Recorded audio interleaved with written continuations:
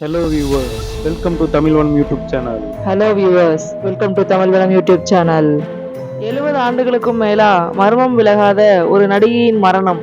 அந்த மர்மமான கொலை வழக்கை பத்தி இன்னைக்கு பார்க்க போறோம். வாங்க வீடியோக்குள்ள போலாம். சுமார் 70 வருஷத்துக்கு மேலாக மர்மம் விலகாத நடிகை எலிசபெத் சாட்டின் மர்மமான கொலை வழக்கை பத்தி தாங்க இன்னைக்கு நம்ம பார்க்க போறோம். 1947ஆம் ஆண்டு எலிசபெத் சாட்டின் இவங்க பாத்தீங்கன்னா பிளாக் டாலியா அப்படின்னு இவங்களை சொல்றாங்க. இவங்க மர்மமான முறையில கொல்லப்படுறாங்க. இவங்க இந்த வழக்கோட குற்றவாளி யார் அப்படிங்கிறத இன்ன வரைக்கும் கண்டுபிடிக்கல. இதுதான் பிளாக் டாலியா கொலை வழக்கு. இது லாஸ் ஏஞ்சல்ஸ் வரலாற்றிலேயே மிகவும் பழமையான வழக்கா பார்க்கப்படுதுங்க. அமெரிக்காவில் பார்த்தீங்கன்னா நடந்த கொடூரமான வழக்குல இதுவும் ஒண்ணுங்க. கொலை நடந்ததுக்கு அப்புறம் பாத்தீங்க அப்படின்னா பல ஆண்டுகளா போலீஸ்காரங்க, பத்திரிகையாளர்கள் மற்றும் புலனாய்வுத்துறையை சேர்ந்தவங்க பலர் இந்த வழக்கால ஈர்க்கப்படுறாங்க. பிளாக் டாலியாவை கொன்னது யாரு அப்படிங்கிறது தெரியல அப்படின்னாலும் 1947 மிகவும் பிரபலமா இருந்த வழக்குகள்ல மிகவும் முக்கியமான ஒரு வழக்கா இது பார்க்கப்படுது. ஜனவரி 15, 1947 பிளாக் டாலியாவோட சிதைஞ்ச உடலை பார்த்தீங்கன்னா லாஸ் ஏஞ்சலுக்கு வெளியே ஒரு குடியிருப்பு பகுதியில் கண்டுபிடிக்கிறாங்க. இதை யார் முதல்ல பார்த்தாங்கன்னு பார்த்தீங்கன்னா அந்த வழியா அம்மாவும் பையனும் வாக்கிங் போறாங்க. அவங்க தான் முதல்ல அந்த சிதைஞ்ச உடலை பார்க்குறாங்க. டாலியாவோட உடல் பாத்தீங்க அப்படின்னா துண்டு துண்டா வெட்டப்பட்டிருக்கு. அவங்க உடம்புல இருந்து குடல்கள்லாம் அகற்றப்பட்டிருக்கு. அவங்களுடைய தோல் முழுசா வெட்டப்பட்டிருக்கு. அவங்க வயிறு முழுக்க மனித மலம் நிறைஞ்சிருந்தது. டாலியாவோட டெட் பாடி இருந்த இடத்துல பார்த்தீங்கன்னா அவங்க டெட் பாடி முழுவதும் டேமேஜ் ஆயிருந்ததுங்க. ஆனால் அங்கே கொஞ்சம் கூட ரத்தமே இல்லைங்க. அதனால போலீஸும் டிடெக்டிவ் ஏஜென்ட்டும் என்ன முடிவு செய்யறாங்கன்னா இந்த கொலை பார்த்தீங்கன்னா இந்த டெட் பாடி இருந்த இடத்துல நடக்கல, வேற எங்கேயோ கொலை செய்யப்பட்டு பாடியை கொண்டு வந்து இங்க போட்டுக்கிறாங்க அப்படின்னு முடிவு பண்றாங்க. டாலியாவை கொலை பண்ண அந்த கொலையாளி பார்த்தீங்க அப்படின்னா டாலியாவோட வாயை காது வரைக்கும் வெட்டி ஜோக்கர் போல மாற்றிருந்தாரு. டாலியாவோட உடலில் பார்த்தீங்கன்னா கைரேகை கிடைக்குது. இந்த கைரேகை யாரோடதுன்னு தேடி கண்டுபிடிக்க ஆரம்பிக்கிறாங்க. இதுக்காக அமெரிக்க போலீஸ் என்ன பண்ணுறாங்கன்னா FBI கிட்ட உதவி கேட்குறாங்க. அதாவது இந்தியாவில் எப்படி CBCID ஹெல்ப் கேட்பாங்களோ அந்த மாதிரி FBI அவங்கக்கிட்ட ஹெல்ப் கேட்குறாங்க. அவங்களும் இதை பற்றி விசாரிக்க ஆரம்பித்து பல விஷயங்களை கண்டுபிடிக்கிறாங்க. டாலியாவுக்கு பார்த்தீங்கன்னா சின்ன வயசுல இருந்தே ராணுவத்தில் சேரணும்னு ஒரு ஆர்வம் இருக்குங்க. அதனால இவங்க பார்த்தீங்கன்னா 1943 என்ன பண்றாங்கன்னா அமெரிக்க ராணுவத்தில் சேருவதற்காக அப்ளிகேஷன் போடுறாங்க. அமெரிக்க போலீஸ் பார்த்தீங்கன்னா FBI கிட்ட ஹெல்ப் கேட்கும்போது அவங்க ஒரு விஷயத்தை கண்டுபிடிக்கிறாங்க. அது என்னன்னு பார்த்தீங்கன்னா டாலியா பார்த்தீங்கன்னா சிறு வயதிலேயே மது அருந்ததுக்காக சாண்டா பார்பரா காவல்துறையால் கைது செய்யப்படுறாங்க. இந்த விஷயம் பார்த்தீங்கன்னா சிறிது நேரத்திலேயே கண்டுபிடிக்கிறார். அதுக்கப்புறம் பத்திரிகையாளர்களும் பார்த்தீங்கன்னா டாலியாவை பற்றி நிறைய விஷயங்களை சேகரித்து வெளியிட ஆரம்பிக்கிறாங்க. பார்த்தீங்கன்னா டாலியா கொலை வழக்கு மீது ரொம்ப ஈடுபாடு காட்டிட்டு இருக்காங்க. அவங்க பாலியல் வன்கொடுமை செய்யப்பட்டு தான் இறந்துருக்காங்கன்னு சொல்லி அவங்க மீது முத்திரை குத்துறாங்க. அதுக்கப்புறம் டாலியா என்ன பண்ணியிருக்காங்கன்னா பாலியல் ரீதியாக பல ஆண்களை ஏமாற்றிருக்காங்கன்னு சொல்லி அவங்க மீது குற்றம் சாட்டுறாங்க. டாலியாவோட உடல் கண்டுபிடிச்சு ஒரு வாரத்திலேயே பார்த்தீங்கன்னா லாஸ் ஏஞ்சல்ஸ் அப்படிங்கிற ஒரு பத்திரிகையோட ஆசிரியரான ஜேம்ஸ் ரிச்சர்ட்சனுக்கு ஒருத்தவங்க ஃபோன் பண்ணுறாங்க. ஃபோன் பண்ணி தான் தான் டாலியாவை கொலை பண்ணதா சொல்கிறாரு. ஃபோன் பண்ண அன்னோன் பர்சன் பார்த்தீங்கன்னா என்ன சொல்றாருங்கன்னா டாலியாவோட நினைவா உங்களுக்கு ஒரு போஸ்ட் அனுப்புறேன்னு சொல்றாருங்க. அடுத்த 4 நாட்கள்லயே அந்த ஆசிரியருக்கு ஒரு போஸ்ட் வருதுங்க. அந்த போஸ்ட்ல என்ன இருக்குதுன்னு பார்த்தீங்கன்னா டாலியாவோட birth certificate, business ID proof மற்றும் அவங்களோட புகைப்படங்கள் மற்றும் அட்ரஸ் புக்கும் இருக்குதுங்க. போஸ்ட் வந்ததுக்கு அப்புறம் தான் இந்த விவகாரம் சூடுபிடிக்க ஆரம்பிக்குது. லாஸ் ஏஞ்சல்ஸ் போலீஸ் பார்த்தீங்கன்னா துப்புகளுக்காக நூற்றுக்கணக்கான இடங்கள்ல சோதனை செய்ய ஆரம்பிக்கிறாங்க. 60க்கும் மேற்பட்ட நபர்கள்கிட்ட வாக்குமூலம் வாங்குறாங்க. 12க்கும் மேற்பட்ட நபர்களை சந்தேகத்தின் பேர்ல விசாரிக்க ஆரம்பிக்கிறாங்க. ஆனா இது வரைக்கும் யாரையும் கைது செய்யல. பிளாக் டாலியா நைட்ல தனியா நடந்து போகும்போது இவர் கொலை செய்யப்பட்டதா பல மக்களும் நம்பினாங்க.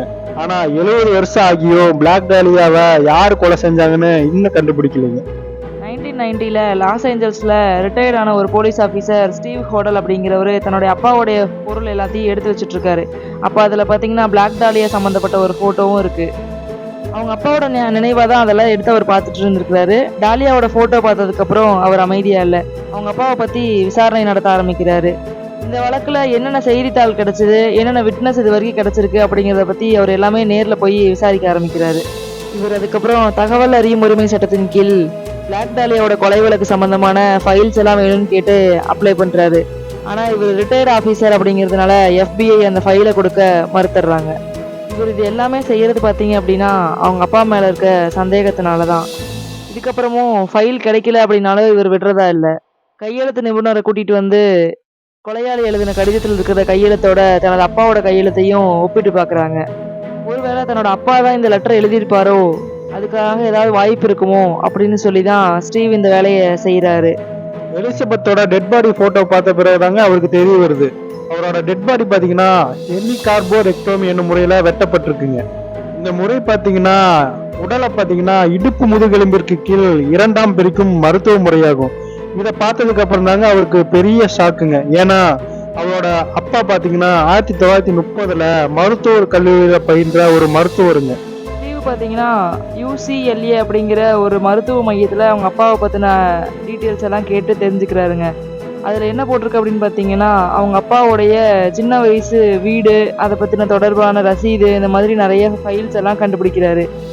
இதில் என்ன ஒரு பெரிய விஷயம்னு பார்த்தீங்கன்னா, டாலியா சாகிறதுக்கு 2 நாளைக்கு முன்னாடி அவங்க அப்பா ஒரு பெரிய பை வாங்கினதுக்கான ஒரு ரெசிப்ட் அதில் இருந்திருக்கு.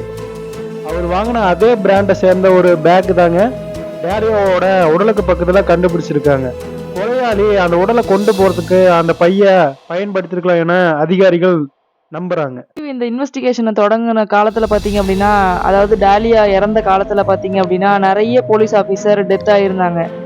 அதனால ஸ்டீவ் வந்து 2003ஆம் ஆண்டு தனது ஆதாரங்கள் எல்லாம் தொகுத்து பார்க்கும்போது black Dahlia avenger the true story அப்படின்ற ஒரு புக்கை எழுதி வெளியிடுறாரு. Black Dahlia avenger the true story அப்படின்றத எழுதின அந்த ஸ்டீவ் ஹோடல் பார்த்தீங்கன்னா அவங்க அப்பா மேலே சந்தேகப்பட்டிருந்தாரு இல்லைங்களா, அதாவது ஜார்ஜ் ஹோடல் மேலே. அந்த புக்கில் பார்த்தீங்க அப்படின்னா அவர் ஜார்ஜ் ஹோடல் மட்டும் இல்லாமல் இன்னும் 6 பேர்த்து மேலே சந்தேகம் இருக்குன்னு சொல்லி அவர் அந்த புக்கில் எழுதியிருப்பாரு. 1950 பாத்தீங்கன்னா ஜார்ஜ் ஹோடலோட வீட்டுல பாத்தீங்கன்னா பல ஆடியோ ரெக்கார்டு வந்து பாத்தீங்கன்னா ஆதாரமா கிடைச்சிருக்குங்க. அதில் பாத்தீங்கன்னா ஒரு ஆடியோ பாத்தீங்கன்னா முக்கிய ஆதாரமா கிடைச்சிருக்கு. அந்த ரெக்கார்டில் என்ன இருக்குன்னு பார்த்தீங்கன்னா, ஜார்ஜ் ஹோடல் பேசியிருப்பாரு, நான் தான் பிளாக் டாலியாவை கொன்னேன், ஆனால் அதை யாராலையும் கண்டுபிடிக்க முடியாது, ஏன்னா அவள் தான் இறந்துட்டாளே அப்படின்ற மாதிரி ஒரு ஆடியோ கிடைச்சிருக்கும். ஸ்டீவ் ஹோடல் பாத்தீங்கன்னா இந்த ஆடியோவை மையமா வச்சுதாங்க தனது தந்தையான ஜார்ஜ் ஹோடல் கொலையாளி என்ன உறுதியா சொல்றாருங்க. இவங்க அப்பாவை பற்றி இவர் விசாரிக்கும் போது இன்னும் நிறைய கொலையாளிகளை பற்றின விவரங்களை இவர் சேகரிக்க ஆரம்பிக்கிறாரு. இதுக்கப்புறம் தான் இவருக்கு ரொம்ப ஒரு மோசமான விஷயம் தெரிய வருது. என்னன்னு பார்த்தீங்கன்னா, இவங்க அப்பா ரொம்ப ரொம்ப ஒரு மோசமான ஒரு சீரியல் கில்லர் அப்படிங்கிறத இவர் கண்டுபிடிக்கிறாரு.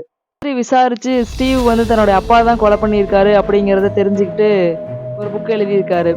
இதுக்கப்புறம் பார்த்தீங்கன்னா ஈட்வெல் அப்படிங்கிறவர் நிறைய புக் எழுதக்கூடிய ஒரு ஆசிரியர். அவர் வந்து இந்த புக்கை படிச்சதுக்கப்புறம் இதோட உண்மைத்தன்மையை ஆராய்ஞ்சு இதில் என்ன இருக்குது, எப்படி டாலியா கொலை செய்யப்பட்டாங்க, அவங்களுடைய மர்மமான மரணம் என்ன அப்படின்னு தெரிஞ்சுக்கணும்னு சொல்லிட்டு இதுக்கப்புறம் விசாரிக்க ஆரம்பிக்கிறாரு. இவரோட விசாரணையில பல உண்மைகள் வெளியில வர ஆரம்பிக்குது. அதை பத்தி நம்ம அடுத்த பாட்டுல பார்க்கலாம்.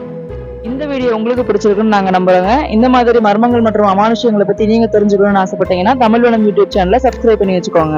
மர்மங்களையும் அமானுஷ்யங்களையும் விரும்பக்கூடிய ஃப்ரெண்ட்ஸ் யாராவது உங்ககிட்ட இருந்தாங்கன்னா அவங்களுக்கு நம்ம வீடியோவை ஷேர் பண்ணுங்க. தொடர்ந்து உங்க சப்போர்ட்டை நம்ம சேனலுக்கு கொடுத்துட்டு வாங்க. தேங்க்ஸ் ஃபார் வாட்சிங்.